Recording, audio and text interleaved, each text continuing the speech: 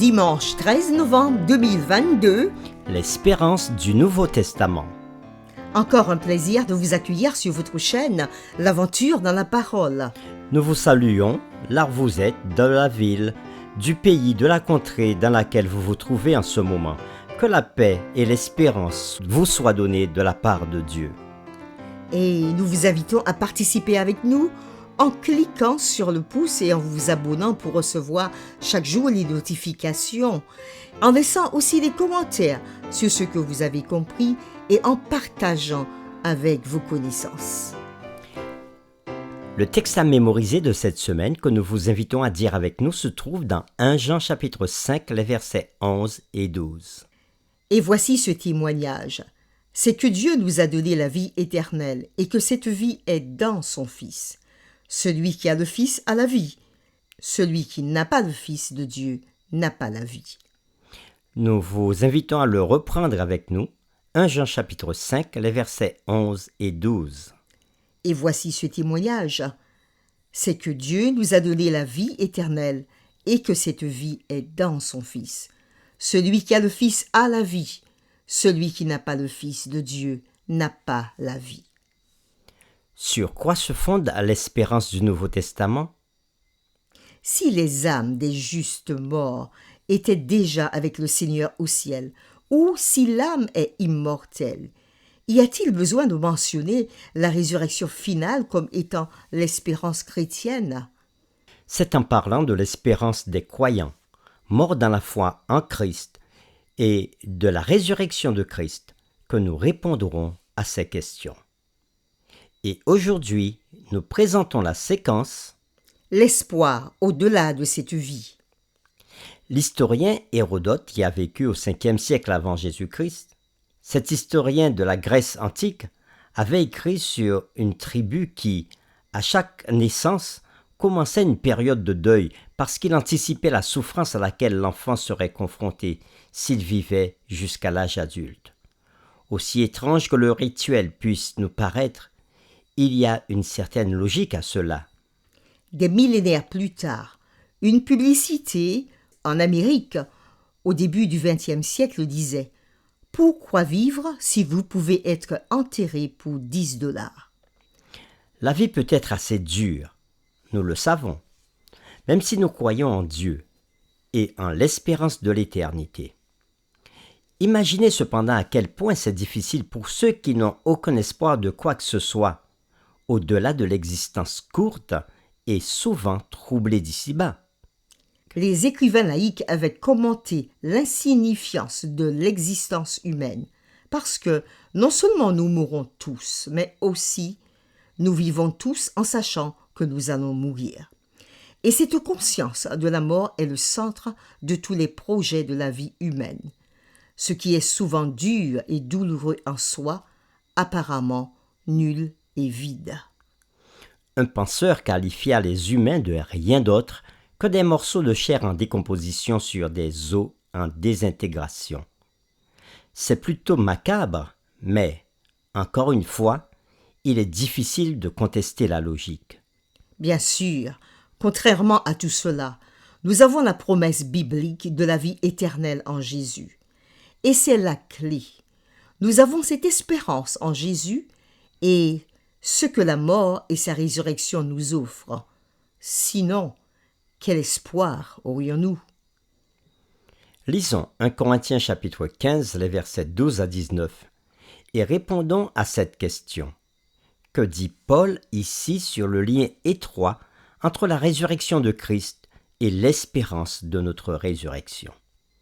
1 Corinthiens chapitre 15, les versets 12 à 19. Or, si l'on prêche que Christ est ressuscité des morts, comment quelques-uns parmi vous disent-ils qu'il n'y a point de résurrection des morts? Et s'il n'y a point de résurrection des morts, Christ non plus n'est pas ressuscité. Et si Christ n'est pas ressuscité, notre prédication est donc vaine, et votre foi aussi est vaine. Il se trouve même que nous sommes de faux témoins à l'égard de Dieu, puisque nous avons témoigné contre Dieu qu'il a ressuscité Christ, tandis qu'il ne l'aurait pas ressuscité si les morts ne ressuscitent point. Car si les morts ne ressuscitent point, Christ non plus n'est pas ressuscité.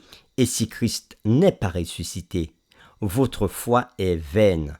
Vous êtes encore dans vos péchés. Et par conséquent aussi ceux qui sont morts en Christ sont perdus.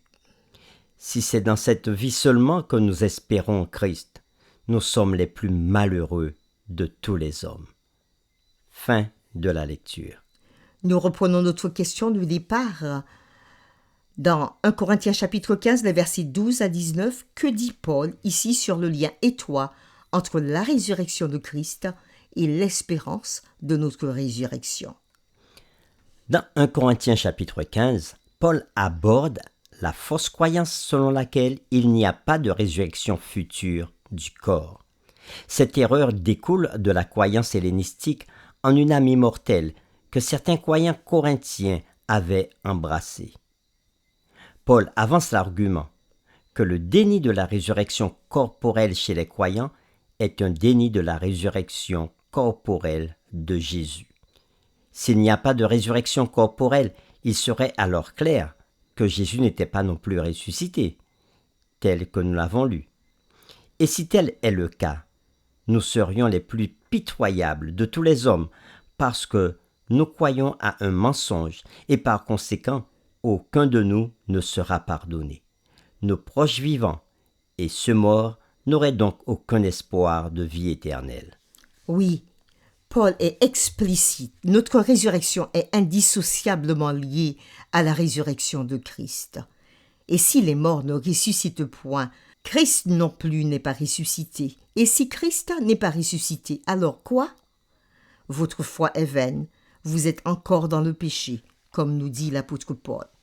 En d'autres termes, si nous devons mourir et demeurer morts pour toujours, eh bien, tout cela n'a pas de sens. Paul dit, dans 1 Corinthiens chapitre 15, le verset 32, que si les morts ne ressuscitent pas, mangeons et buvons, car demain nous mourrons. Si notre existence actuelle, en tant que protoplasme à base de carbone, est tout ce qu'il y a, et que nos 70 ans, si nous avons de la chance, et plus si nous ne fumons pas et menons une vie saine, alors nos 70 ans sont tout ce que nous obtenons. Nous sommes toujours dans une situation assez difficile. Pour terminer, méditons ensemble sur cette question. Pensez à quel point notre espérance et notre foi sont précieuses. Pourquoi devons-nous faire tout ce que nous pouvons par la grâce de Dieu pour les préserver? Nous vous invitons à prier avec nous. Père éternel, nous avons lu dans ta parole aujourd'hui une belle démonstration que l'apôtre Paul va faire dans 1 Corinthiens chapitre 15 pour parler de la résurrection.